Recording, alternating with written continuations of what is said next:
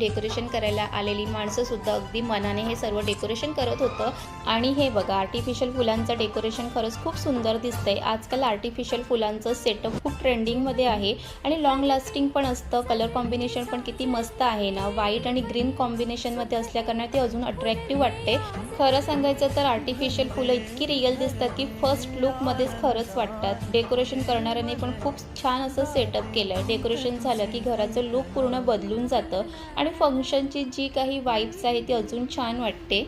आणि बघा पाळणासुद्धा लावत आहे। आपल्या छोट्या परीसाठी खास पाळणा तयार केला जातोय आणि त्यालासुद्धा आर्टिफिशियल फुलांनी सजवणार आहे। खूप सुंदर दिसणार आहे आणि हा पाळणासुद्धा आर्टिफिशियल फ्लावरने, वेगवेगळ्या फ्लावरने हा सजवणार आहे, तर त्याचं लुकसुद्धा खूप छान येणार आहे। आणि डेकोरेशन करणारी माणसं काही घरात डेकोरेशन करत होते, काही बाहेर डेकोरेशन करत होते, तर असं संध्याकाळच्या फंक्शनसाठी संपूर्ण घरामध्ये छान असं डेकोरेशन होणार होतं।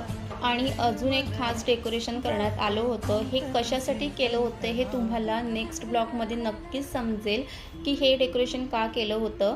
आणि अशा पद्धतीने घरामध्ये फंक्शनची तयारी चालू झालेली आहे आणि या डेकोरेशनचा फायनल लुक तुम्हाला दुसऱ्या ब्लॉगमध्ये पाहायला मिळेल। आणि दुसरा ब्लॉग पाहायला विसरू नका, कारण तुम्हाला त्यामध्ये आमच्या गोड परीचा बारसा कसा केला आणि तिचं काय सुंदर नाव ठेवलं हे सगळं तुम्हाला पुढच्या ब्लॉगमध्ये पाहायला मिळणार आहे। आणि खरंच सांगते नेक्स्ट ब्लॉग खूप स्पेशल असणार आहे, म्हणून तो अजिबात मिस करू नका।